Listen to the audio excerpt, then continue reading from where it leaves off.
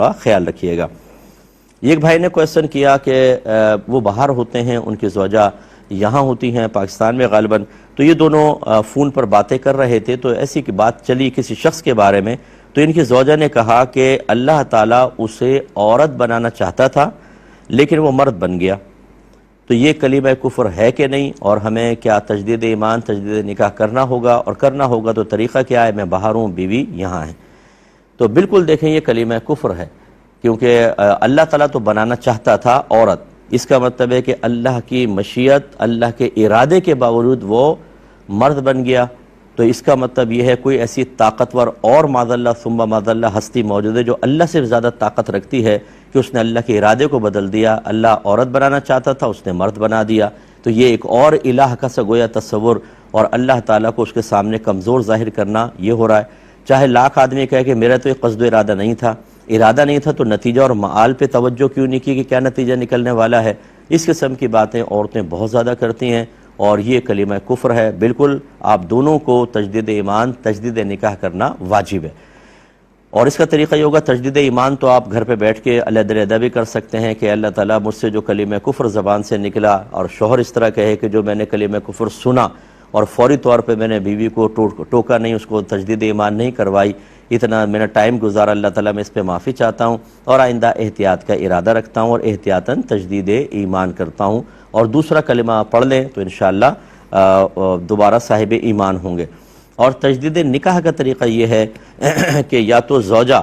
Phone پر، جیسے آپ اگر جرمنی میں ہیں تو فون پر کسی کو وکیل بنا دیں جو آپ کے قریب رہتا ہو، شوہر کے قریب رہتا ہو، کہ میں آپ کو اختیار دیتی ہوں۔ وکیل بنانے کا مطلب کیا ہے ان الفاظ میں؟ کہ میں آپ کو اختیار دیتی ہوں کہ آپ میرا نکاح فلاں بن فلاں سے کر دیں، اس میں شوہر کا نام ان کے والد کا نام لے دیں، وہ وکیل ہو گیا۔ اب وہ وکیل شوہر کے پاس آئے اور دو گواہ جو ہوں گے، دو مرد یا ایک مرد دو عورتیں وہ اس مجلس محفل میں ہوں، اور یہ وکیل کہے کہ میں اپنی موکلہ، وہ لڑکی کا نام لے، فلانہ بنت فلاں کا نکاح آپ کے ساتھ کرتا ہوں، آپ نے قبول کیا، یہ کہے میں نے قبول کیا، ہو جائے گا۔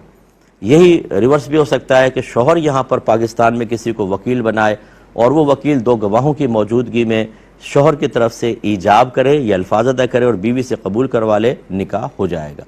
یہ تو ہے مسئلے کا حل۔ سوال یہ پیدا ہوتا ہے کہ یہ تو آپ کے سامنے زوجہ نے کلمہ کفر نکالا اور آپ مطلع ہو گئے تو تجدید ایمان کر لیا۔ جب انسان کے پاس علم نہیں ہوتا، وہ شرعی قیودات اور لیمیٹیشنز کو نہیں جانتا، تو آپ کے پیٹھ پیچھے یہ عورت کتنی مرتبہ کلمہ کفر کہتی ہوں گی، اس کا کیا ہوگا؟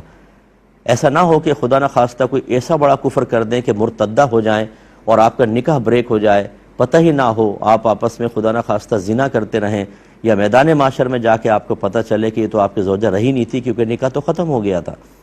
اس لیے خدا را میں بار بار یہ گزارش کرتا ہوں، میرے یوٹیوب پہ بیانات دیکھ لیں، ان کا مال اور نتیجہ صرف یہ ہے، علم علم علم، جہالت کو ختم کریں، جہالت کو ختم کریں، جہالت کو ختم کریں۔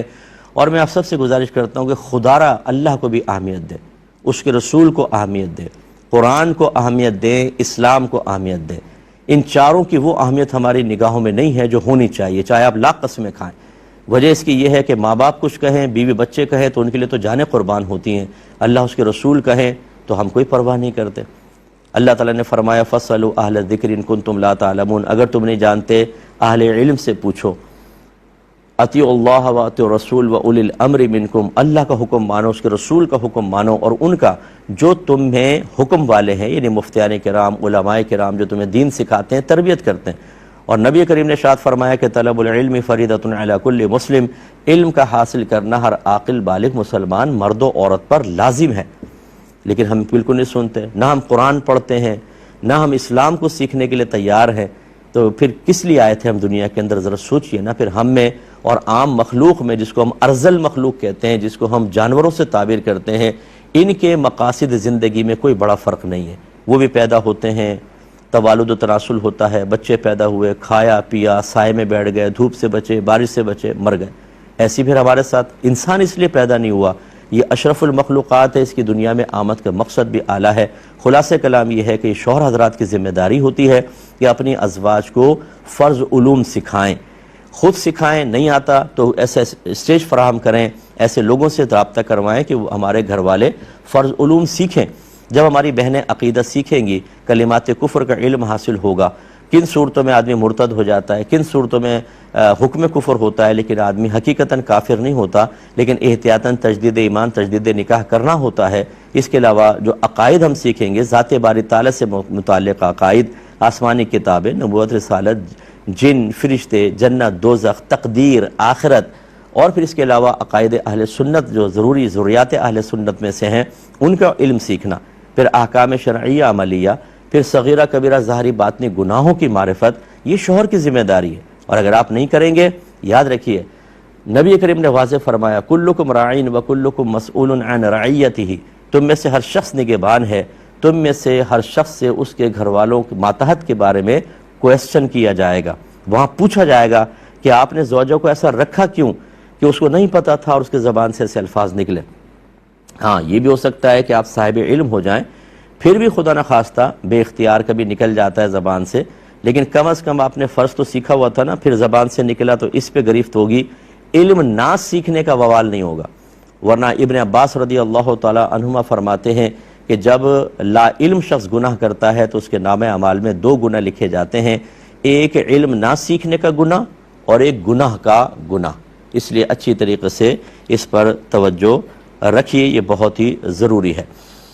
ایک بچی یہ کہتی ہے، اس نے ہم سے کویسچن کیا کہ بعض اوقات جب والدہ مجھے بار بار کسی چیز پر ٹوکتی ہیں تو مجھ میں کوفت سی پیدا ہو جاتی ہے، میں بیزار ہو جاتی ہوں، چڑچڑاپن طاری ہوتا ہے۔ ایک تو اس کیفیت کے بارے میں کیا حکم شرع ہوگا، اور دوسرا کبھی میں پلٹ کے جواب دے دیتی ہوں، اگرچہ بعد میں مجھے ندامت شرمندگی ہوتی ہے، لیکن کیا حکم شرع ہوگا؟ دیکھیں غیر اختیاری کیفیات پہ تو گرفت نہیں، لیکن ان کو کنٹرول کرنا ضروری ہے، ورنہ پھر زبان سے الفاظ نکلیں گے اور منہ سے نکل جائیں تو اللہ کی بارگاہ میں توبہ کریں اور والدہ سے معافی مانگنا واجب ہے۔ انشاءاللہ زندگی رہی تو اس پہ میں نیکسٹ ویک اور اس پہ کلام کر دوں گا۔ اس وقت تک کے لیے اپنے میزبان کو، ہماری کیو ٹی وی کی پوری ٹیم کو اجازت مرحمت فرمائیں۔ آپ ہمارے لیے دعا کیجئے، ہم آپ کے لیے دعا گو ہیں۔ اللہ تعالیٰ آپ سب کو، اللہ تعالیٰ اس کے رسول، قرآن اور اسلام کے قریب تر ہونے کی توفیق عطا فرمائے، آمین۔ وآخر دعوانا ان الحمدللہ رب العالمین۔